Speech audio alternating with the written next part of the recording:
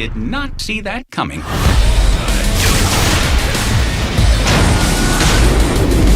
It's over, Megatron. I will not let you take my victory away from me!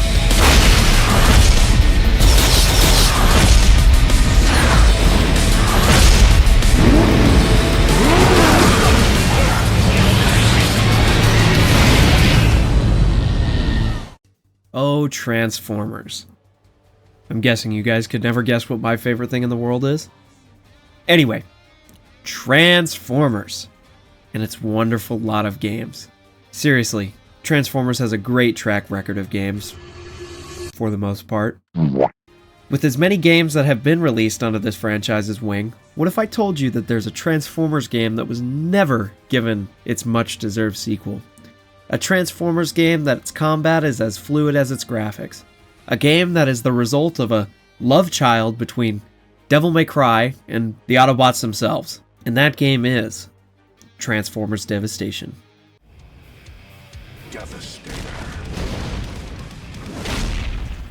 Announced on June 15th at E3 2015. Oh, E3.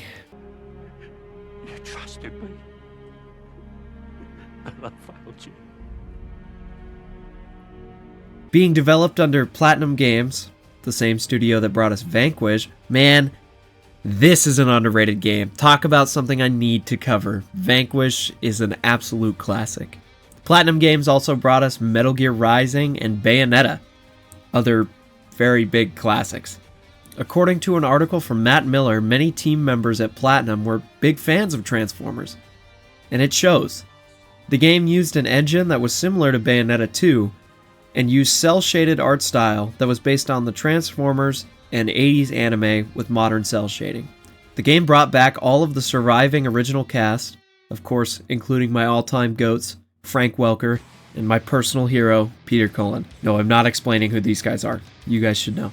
Dan Gilvezan, Michael Bell, and Greg Berger also came back for their respective roles. The game's music was composed by Vince DiCola, the genius behind the '86 movie, and was co-composed by Kennedy Meredith.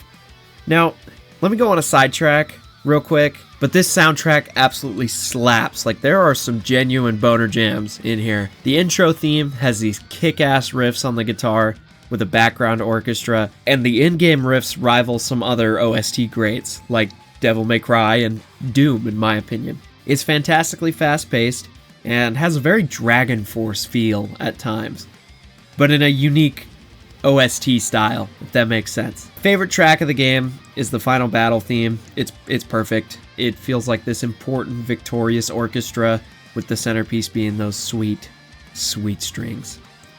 The game was directed by Kenji Saito, who in his personal article seemed to be incredibly enthusiastic about being in charge of the project. In this, he stated how gameplay was centered around both modes of combat. He was also excited to create large spectacles between these characters, as well as being eager to work with the original style of the Transformers. The game was released to well, this is a change. Reviewers praised the game's spirit. Scott Butterworth quoted the game as, "Devastation recaptures its spirit and presents it anew." The spirit being the Transformers franchise. And many praised the game's combat. Oh, the gameplay segment is going to be good, don't you worry. Mike Fahey quoted the game as having brutal, lightning-fast war. It's exactly the sort of war one would expect from Platinum Games. Silky smooth melee combos and mildly sloppy shooting come together in a beautiful symphony of destruction. Others praised the game's cel-shaded graphics and how it was a treat on the eyes, and it definitely is. This game also was received well from the masses. But, due to the soul-crushing fact Activision lost its license to Transformers.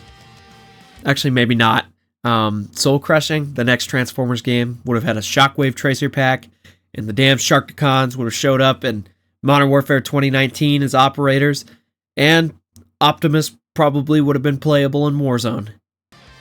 Sadly, the game didn't sell very well. It really doesn't sell well now because it's delisted on all platforms, and physical copies are coveted like gold. I have one, not to brag. Actually, I'm gonna brag. I own every Transformers game on disc, so yeah, I'm sitting pretty on some gold here. That's really where this game's development and release story ends. I noticed with a lot of these games that I've covered, I have not been able to find lots of good sources on researching development. If you guys have any resources that could help me out with that, just let me know. With that being said, let's hop over to the game.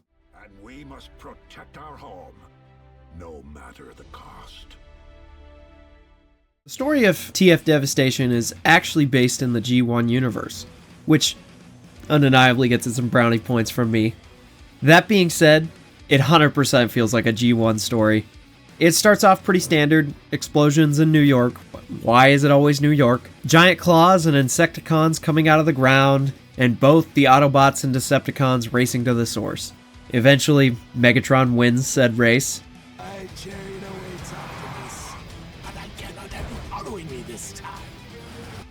And after getting inside, it's revealed to be the Proud Star, which is Nova Prime's exploration ship that was used to terraform uninhabited worlds. This is where I would say that the story gets pretty interesting. Megatron puts forth his motive of wanting to terraform Earth using the ship. By the way, this is really bad news for humans. It's also revealed that the ship's supercomputer, the Ferrotaxis, holds the entirety of Cybertron's race culture on it. It's also pretty important. After some back and forth of trying to fix a critically damaged, very explosive core, which, if it goes off, pretty much good night for the planet. Also very bad for humans, if you couldn't tell. Going from different parts of the city, and even getting tossed by Menasor. Actually, this was pretty funny, because honestly, yeah, that's some real shit, dog. If you eventually go to Cybertron itself, where the core is repaired, and after putting it back in place, and Wheeljack pointing out how shoddy of mechanics the Constructicons are, the core goes into overdrive, and terraforming and the Insecticons start up again. And now, this is where the stakes get high. Optimus deduces that the only way to shut down the core is to retrieve the Ferrotaxis, that of which is in Megatron's possession. There's a cool-ass cutscene of Optimus explaining that the reason the ship is on Earth in the first place is because Nova Prime had been corrupted by an unknown being that was intent on destroying all Cybertronians, and the ship had crash-landed on Earth in the pursuit of the Transformers. Finally, Optimus confronts Megatron, and after a climactic and amazing boss fight, oh boy, we're gonna talk about this guy, you eventually make it up to space. Of course you do, and in the most Gundam-inspired shit I've ever seen, two giant robots fighting in space over space politics.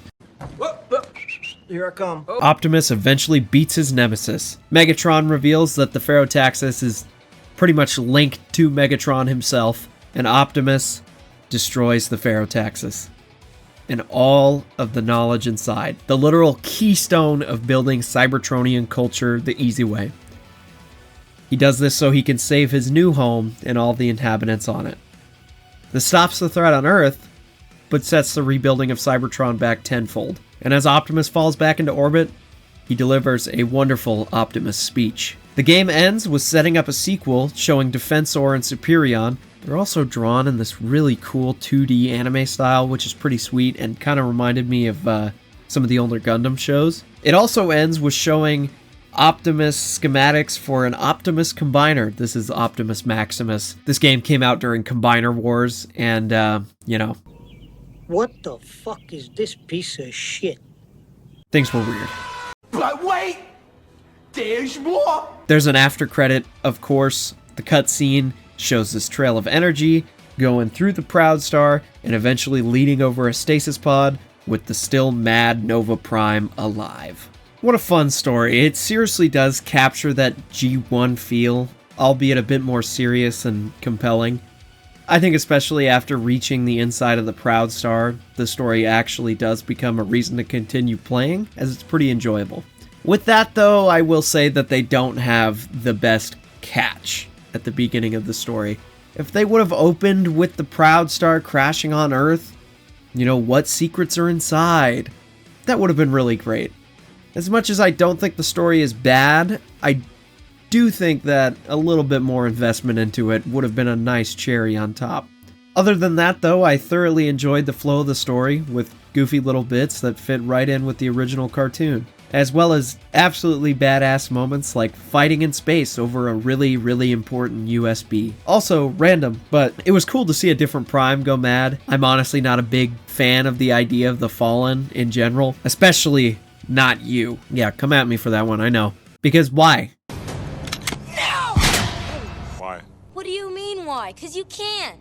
Why? Why would Primus, the literal god of light, I mean, there's nothing wrong with this guy. Why would Primus's first creations have one that just goes, yeah, dude, I'm gonna be evil now? I much prefer one getting corrupted, or my favorite approach being the recent Transformers 1 approach of having someone sabotage them altogether. I mean, like, it was so cool to see, like, Megatronus be an idol again. Like, that was sick. Sorry for the tangent, but that's my opinion. Anyway, I think this is a pretty fun turn off your brain and enjoy it story, as it's not very deep, but what G1 Media was. Amazing. A booby trap that actually catches boobies. I think my biggest complaint is the fact we didn't get any Decepticon missions or a Decepticon side of the story. But I understand why we didn't. This game's story is definitely one I will remember and be excited to experience once again when I do eventually replay this game. Oh, also, I really wish this game had ended with Optimus killing his prisoners of war and ripping Megatron's head off with an axe. The humans will decide their own fate. It's time to play the game. Time to play the game. Oh, you guys already know. You guys already know. Okay, we got the devs behind Bayonetta, Metal Gear Solid Rising, and Nier. I could just leave it at that. I could just walk away, move on now. But damn, what a fantastic testament to how to make a fluid, fantastic brawler, hack and slash style game. I mean, when you enter that flow state of melee combat, it is absolute peak. There are 3 different weapon types.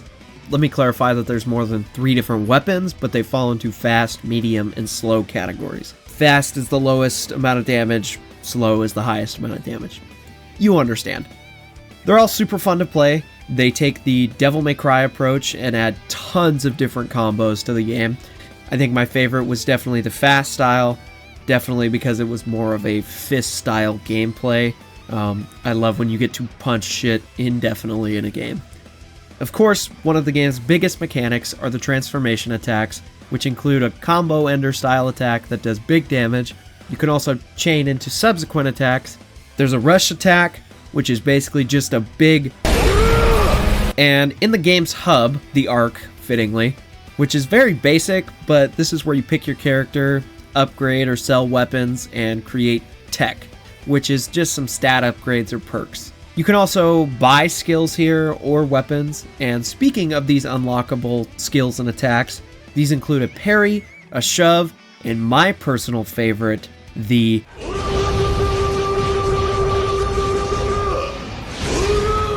The game has unimaginable style in every sense of the word. I mean, it is so fun to watch your characters move and fight in this game. It's a great experience, and each move flows like water. Every character has a specific ability or playstyle that provides even more variety to the way you play. Bumblebee has a much faster style of play with things like a hop or a slide under, allowing for attacks from behind the enemy. Sideswipe has one of my personal favorite abilities in the form of a dash, which allows for some very serious combo extensions. It's awesome. Grimlock has a command grab ability, which is very fitting. To also add on to this, Grimlock also has a unique alt mode playstyle, which is essentially having a different melee style. I will say Wheeljack has the most lackluster ability in my opinion, only having a shield, which really doesn't do anything when gameplay is based around dodging. Optimus is probably the most balanced of the characters, my personal favorite. I'm also a sucker for this big red truck, so, you know. He also has a trailer swipe ability, which is absolutely badass when you hit multiple enemies at once with it. Along with their unique light abilities, each character has an ult, which Usually it's just a big ass AoE or a high damage attack. I would 100% recommend playing this game on its highest difficulty, as it really does make things like gameplay and boss fights, we'll talk about it later, incredibly engaging. It is pretty difficult at times, but not in like an egregious, like, oh my god, it's annoying way. More like a, oh, it's time to lock in style way. And when you do lock in, it's incredibly rewarding. It's amazing. I can't really describe gameplay other than this just stylistic, beautiful flow of fighting and combat. I think the biggest flaw in the game is the gunplay. I mean, reviewers touched on it. It's just a bit basic, not really viable during an intense combat situation. I think if they had adopted gunplay a bit more like Bayonetta or Devil May Cry, it would have elevated the gameplay even more, as it would have been nice to chain some of these gun attacks into the melee attacks. You know, maybe go less from a point and shoot to a lock-on button push style of gunplay. I want to touch on how fluid this game actually is again, because I mean it when I say this is one of the most satisfying combo brawlers I've ever touched. The combat is so fast-paced and satisfying, it keeps you engaged throughout the entire playthrough. The loop never, ever gets old. We'll find a way to save Cybertron, but I cannot allow you to destroy Earth. We should have been allies. Level design is the big shortcoming of this game by far, and I'm not saying it's bad per se, but it definitely is not the best. Throughout the game, you kind of just wander through the same streets of New York, and I know it's semi-Metroidvania, but the area is kind of small, so you see the same thing a lot. This is mixed up when you eventually make your way into the Proud Star, and there is a good amount of mix-up to the way the level looks and the way they play. I think this game would have benefited from some more linear levels, as you could have made environmental events and level interactions a bit more cinematic. Metroidvania could have been a bit more engaging if they added some more optional events. Challenges, I think this would have made the overall setting and level flow a bit more enjoyable. New York isn't the craziest environment. Things look less like they're being terraformed and more like, yep, let's slap some tech on these generic buildings. And there isn't much to say about the game's level design other than I wish it could have been a bit more engaging and just spicy, I guess. I don't know. There's not enough seasoning on it. You know, we're talking in cooking terms now. So if I'm going to put this in cooking terms, they didn't make a well enough rub. I don't think that their basting of the turkey was the best, if that makes sense.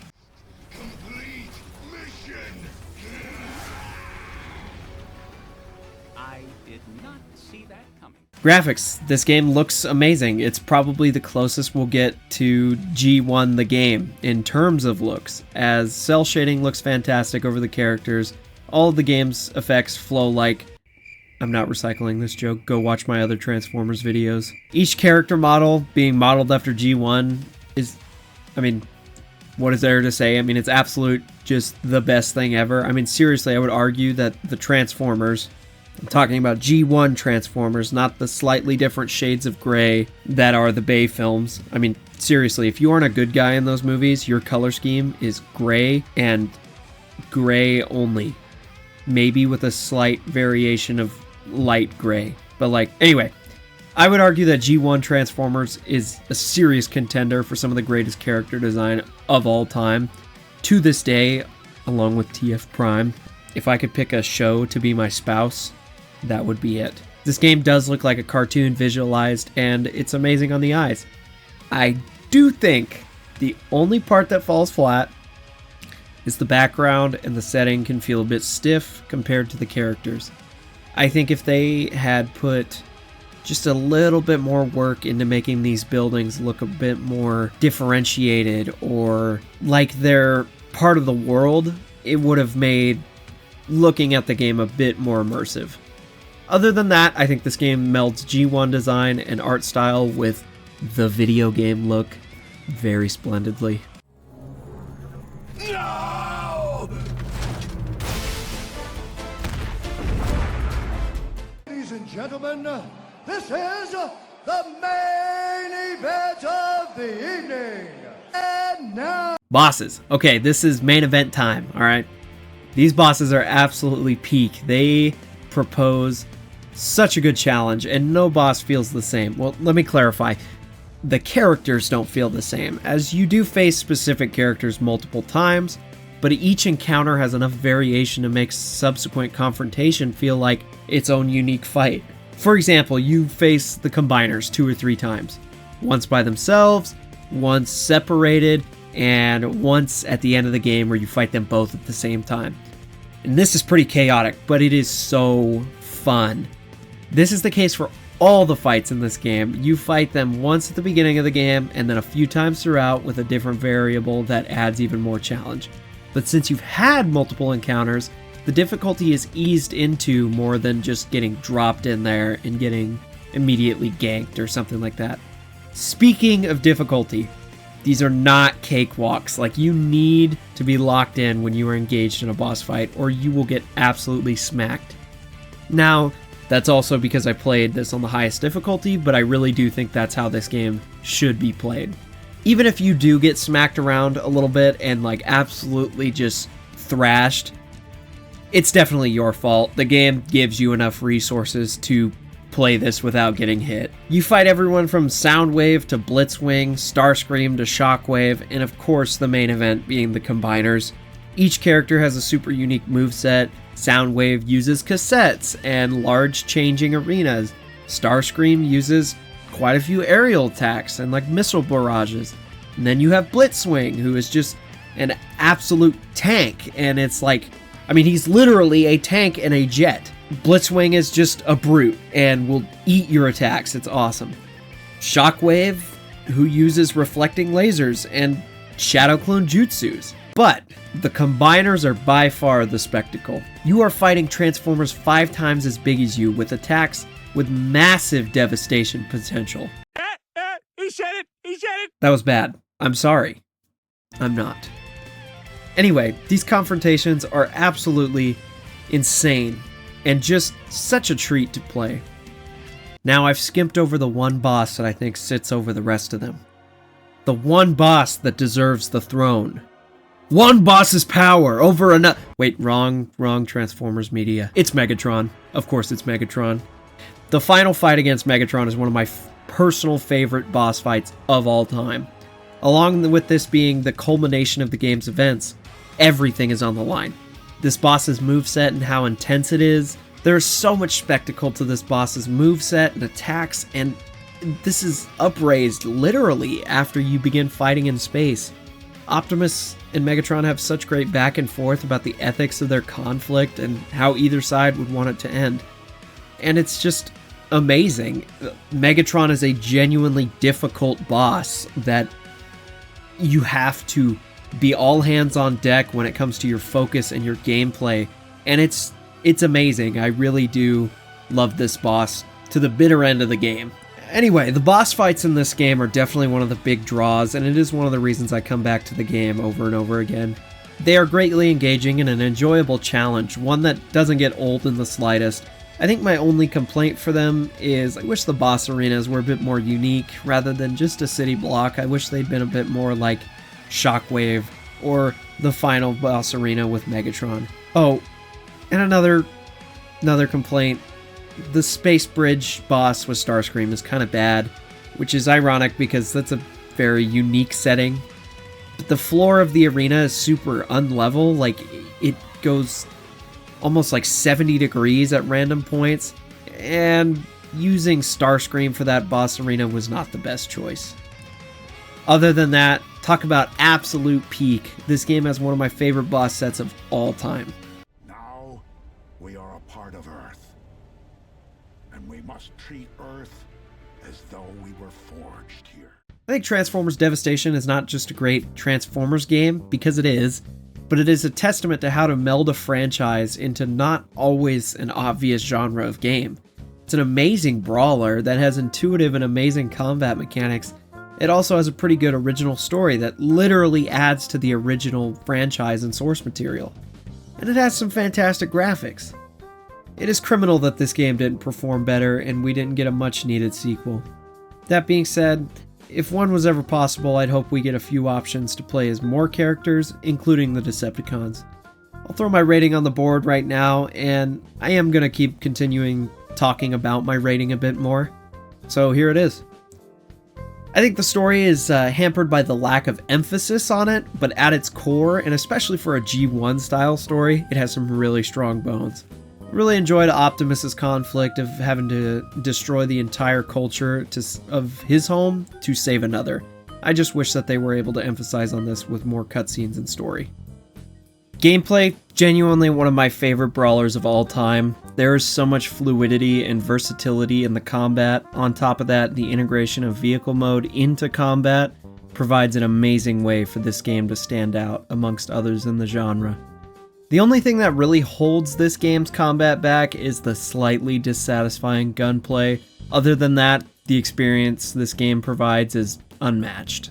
Level design is one of the very few things that I do think hampers this game a little bit. I think running around in New York would have been good for maybe 1 or 2 levels, but the time spent on Earth levels aren't really anything to write home about.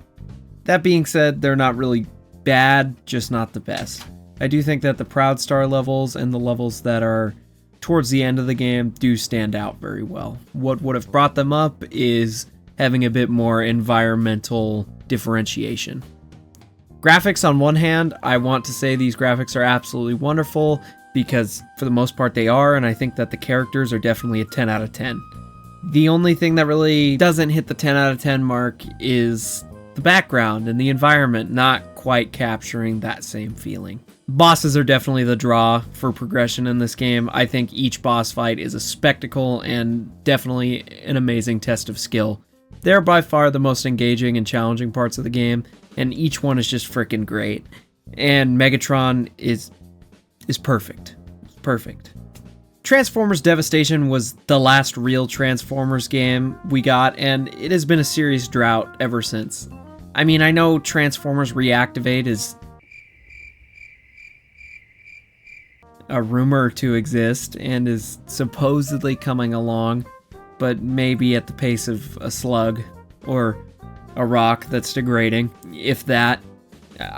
Actually, I don't even know if this game exists at this point.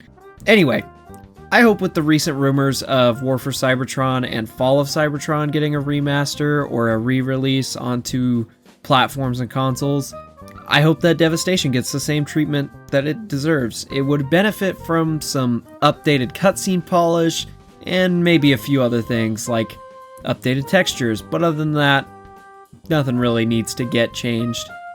I hope that if we ever get another Transformers brawler, that it lives up to or even surpasses this gem. And that's really all I have to say about the game. If you guys enjoyed this video, please let me know. Have you guys played Transformers Devastation? If so, let me know what you thought of it in the comments below. While you're down there, be sure to let me know what else you guys would like to see on the channel. There will be more Transformers content. It's my personal obsession. And if you really enjoyed, a like or a sub is always appreciated. Anyway, thank you all for watching. It seriously means a lot to me. I'm happy to make content for you all. And I hope you guys have a great day or night, wherever and whenever you are. That's about it. Later.